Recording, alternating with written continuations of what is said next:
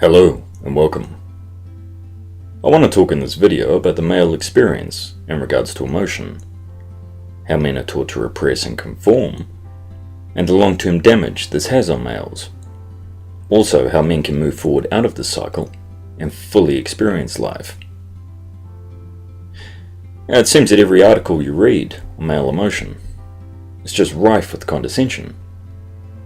Whenever emotion is mentioned in regards to men, it's in a critical way. Men are continually defined by what we supposedly lack. Now, the terms fail and lacking are used to illustrate a supposed deficit in men's emotional and psychological makeup. We all know that there are differences in the brain and in cognitive processing between the sexes, but the male brain, it's continually painted as deficient. Now, the expectation fed to men and boys is that they should feel and think like women. And really it's just more of the same hateful message that feminists have been trotting out for decades, that men and boys are walking abortions. And general consensus would have you believe men are automations, and any emotion in men is equated with weakness.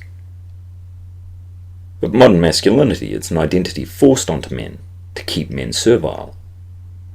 And the cost for a man going against the grain equals further deprivation socially, sexually, financially. An emotional, socially aware man is seen as a threat and a liability. Winston Smith rebelling against an Orwellian vision of a future he wants no part of. And as men, we're conditioned to repress. The judgment a man receives if he expresses pain and awareness, it only compounds his trauma, and it can be crippling on many levels. We wonder why men suppress their emotion. When a man feels powerless, and everything he says seems to be the wrong thing, he shuts down, he withdraws. And if you look at a lot of men who were raised by single mothers, they weren't socially conditioned to communicate with other men. All they ever knew how to do was agree with and pander to women. When men communicate with other men, we exchange ideas, we exchange concepts, we analyze. But in social situations, these men, they have nothing to offer in terms of insights. And they can't hold their ground with men in conversations. And women, they look at them as weak betas, so they lose out. And this is the experience for a lot of male feminists, and what we'd term manginas. And it's very sad. Male emotion, it's painted as destructive. It's feared. We see a man snap and go on a murderous rampage. Then we scratch our heads and ask what went wrong. He seemed so normal.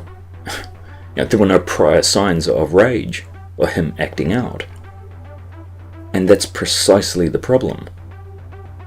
A man who doesn't find a way to process and channel his emotions, his anger, his frustrations, and his trauma constructively, he's living in solitary confinement.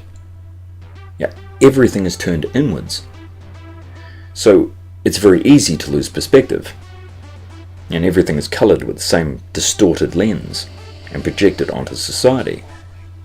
So a lot of times, it's not a matter of if, but when.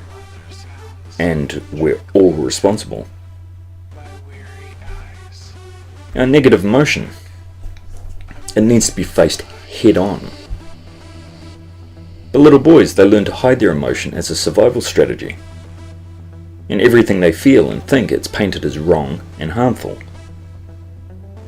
So what happens? They get pumped full of Ritalin. They get accused of being rapists or violent offenders in waiting. and the scope, it becomes very narrow. And all the pain and the shame, it gets buried. And what's repressed gets projected. And if he's angry, he's going to see the world as hostile. And there's more chance of him acting out. So the emotions we repress, they alter our present perceptions, and also how we view the past, and in turn, how we envision the future for ourselves. And what's repressed, it only gets intensified in severity. Now, anger can permeate everything, as can guilt and fear. It colours every interaction, every thought. And it robs us of our ability to feel contentment, or find value in our lives. And anger, if it isn't worked through, and expressed in a constructive manner, it can become destructive. Our perceptions of others, they become more entrenched and distorted. And this limits men in so many ways. Now men stop communicating their needs, and they become prime targets for more exploitation.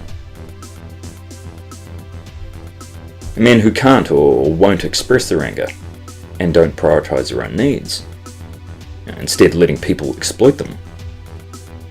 This is a man with no personal boundaries. And this sends mixed messages to your body. It leads to extreme anxiety and stress, and further illness down the track. Now, a man's needs are important. The risks are very real. But needs shouldn't be trivialized. They shouldn't be ignored. What you require and demand for yourself has to be a priority. Now, in the case of females, I look at women with such disappointment. I see so much potential. But women have been raised to be the leisure class, and they're never called out on their own behaviour. It isn't about finding the right woman, whether there's a good woman out there, because the system can be used by any woman at any point to hurt a man. But what it is about is getting your needs met, and recognising those needs as valuable. Myself, I get a lot of attention from women, but I'm self-aware enough to realise it has very little to do with my value as a human being. It's due to a number of factors. My job, for one, and the fact I have my own business, and these set off triggers in a woman, and also social proofing from other females plays a part, as I have a wide network of female colleagues. But these women, they're only interested in my job as far as it benefits them. They think it's valuable I work with men who are at risk or are offenders, because these men are perceived as a danger to women in their mind. And with my business, they don't appreciate the sacrifice I put in. I try to explain it, you don't own a business, you build a business. So, as men, we need to prioritise our own needs to have our needs met. Otherwise they will go ignored. And all that'll be in its place is her needs and her growing resentment towards you as a walking doormat. So, men, we can't ever treat a woman as an equal, because they're not. Women have privileges that men don't, legally and in many other avenues. And men can have relationships with women, but men must take the lead. Women, they won't change unless it benefits them or unless they're forced to. Empathy for male suffering, it's not something men can give a woman. And I know, it's incredibly hard to see value in women today. But they can be coached to give respect to men. But that takes time, it takes effort. And yes, the risk can be mitigated to a point, but the risks are still very real and very severe. So I can understand men not wanting to invest in women. But this is the opposite of PUA. It's showing women what's acceptable and what isn't. This in turn creates a roll-on effect. And the ones that can be coached, they're not the good ones. They're just more malleable. Men, we need to lead by example. Set very clear, definite boundaries, and set consequences for crossing them. And women, they won't change due to empathy for men, but rather only as a survival strategy. It seems that everything today is about recognizing women's hidden messages, women's needs. But that only stops when men finally say no. Men, we need to act in sync with what we believe. And very few men live the behaviour. They just continue on letting women in society manipulate them. It takes an incredible amount of focus and resolve if a man is to truly go his own way. Men, they often message me, asking for solutions to all these issues that males are facing. They say I'm not providing any real solutions. Well, what I know is the solution is not projection. Awareness is one aspect, application is the other. And if you're standing in front of a door, who opens it for you? Who do you have the power to change? And this isn't about men or masculinity being wrong.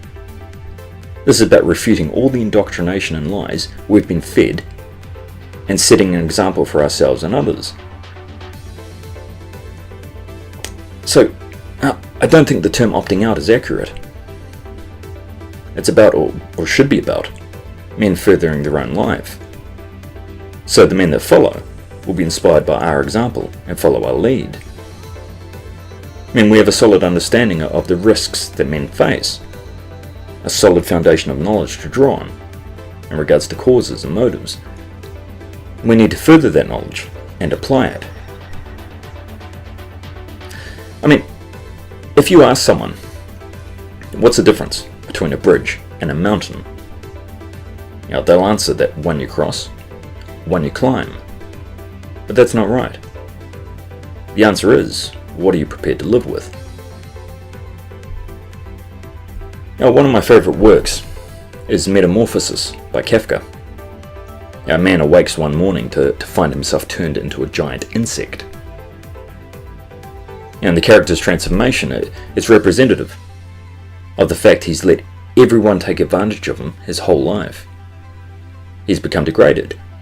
His needs have gone ignored and his spirit has been ripped from him. He never stood up for himself. And the irony is, he's a salesman who basically sold his own dignity. And he dies in the end of starvation, both bodily and emotionally. And you think about it, how many men are trapped in this impoverished cycle? And it's these cycles we need to break. Men, every day, are forced into the cycle of victim, rescuer, perpetrator. And there's consequences for stepping out of these roles. If we take the example of Tucker Carlson, who made comments recently about sexual abuse of boys being a positive thing. This man is stuck, admittedly self-imposed, in the role of rescuer. It's his way of feeling superior to everyone around him, while using the excuse of playing saviour to, as he sees them, helpless women.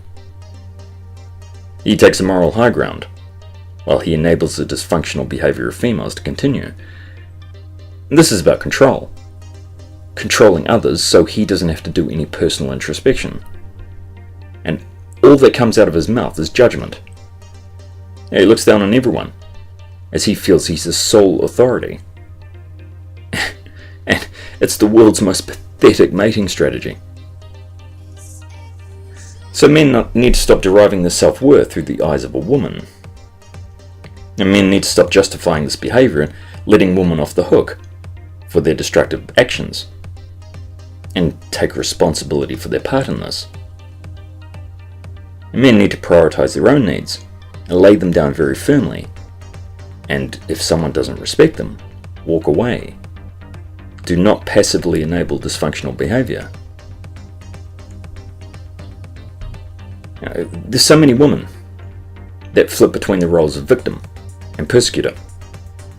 Passive-aggressive manipulation and a self-belief that men are perpetrators.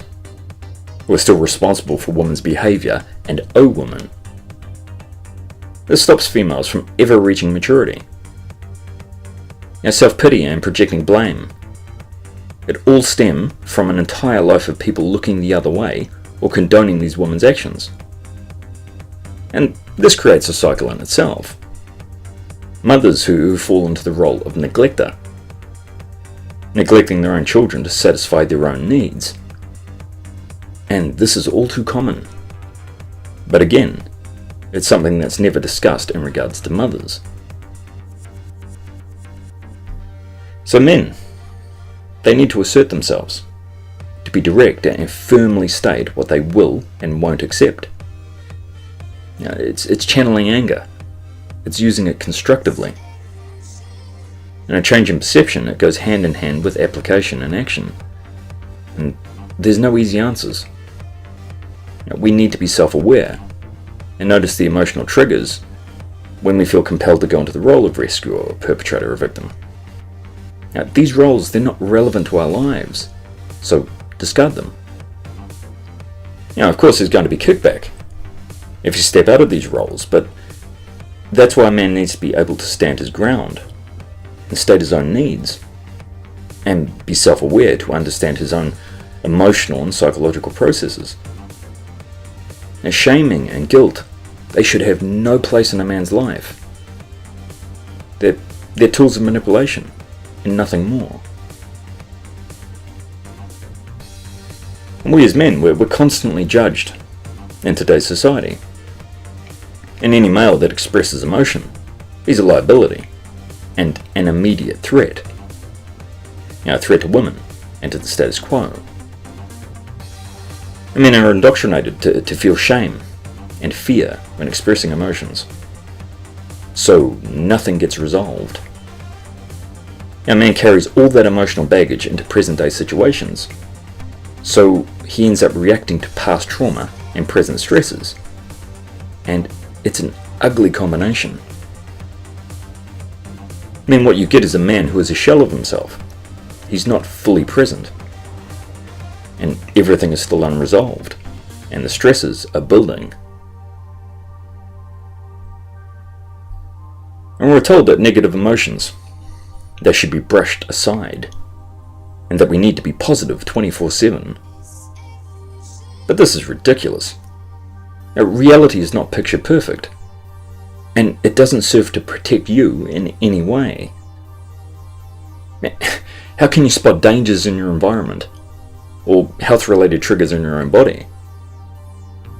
What's left with this outlook is a society of people living day to day, never delving any deeper, unquestioning and docile. And when you experience trauma, you can get stuck.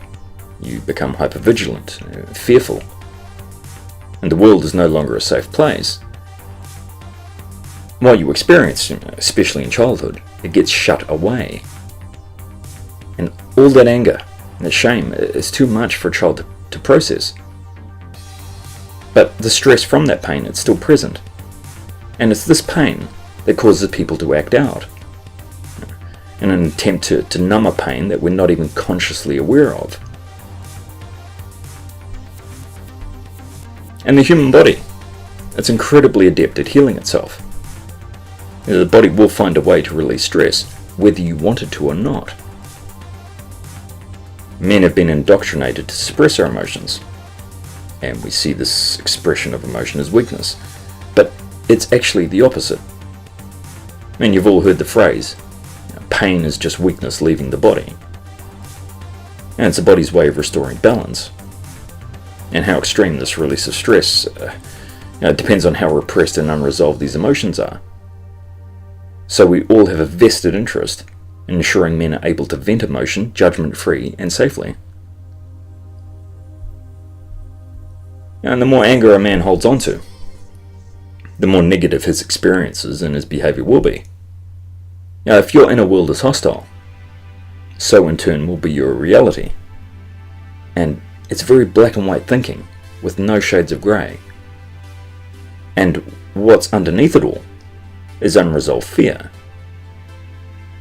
All that's left is a victim mentality, and a sense of powerlessness, and projection of that fear and anger onto others. So it's a very vicious cycle. If you look at therapy, traditional therapy, it tells us we can let go of the past, let go of the pain, the resentment, that you can find a deeper understanding and put things in perspective. And yeah, to an extent, you can reframe things. You can rationalize experiences and feelings. But really, it's just a band-aid on a festering wound. Those past experiences and emotions, they're still unresolved. The only way to fully process pain is to re-experience it.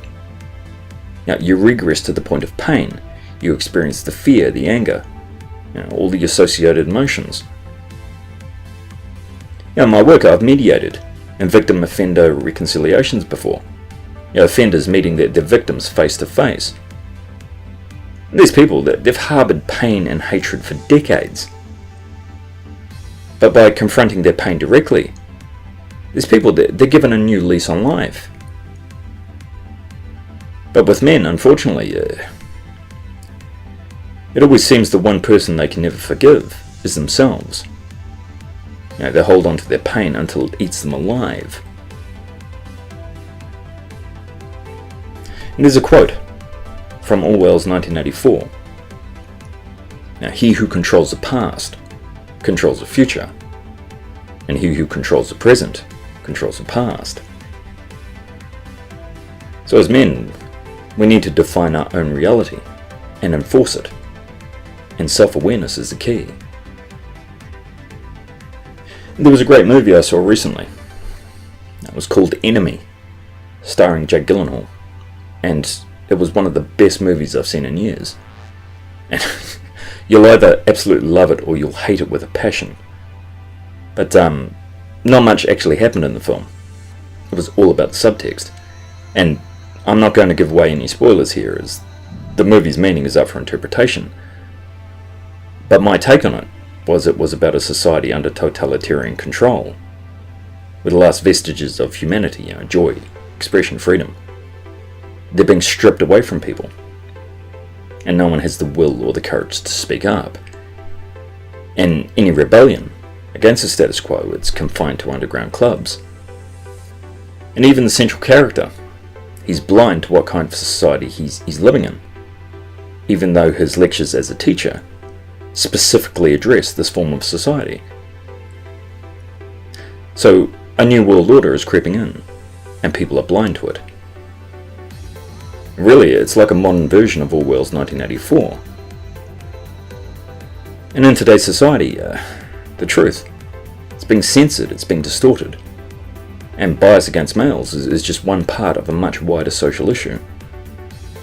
So, really, it's an imperative we look inwards to see the reality in which we're living in. Anyway, that's all I wanted to talk about tonight, but once again I want to thank you for your time, and keep on trucking. Thank you.